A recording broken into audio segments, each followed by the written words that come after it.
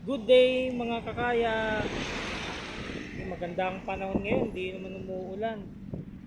Ah, Pupunta ngayon ako kay We Move Up.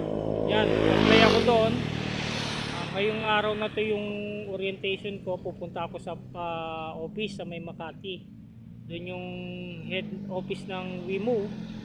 Para siyang Lalamove. Sige, titingnan natin kung ano ba ang sistema ron. Tara, samahan niyo ako, pupunta na ako ron. Panatili magandang imahe, laging sumunod sa batas trafiko, at least, bawal na bawal buksan ng mga parcel. Kasi, bago pa natin pag-usapan yung kita, yung apps, kailangan mag-muna sa atin yung why natin. Yung pinakadahilan kung bakit tayo nagsisikap. At sigurado ako, para sa karamihan sa atin, hindi sa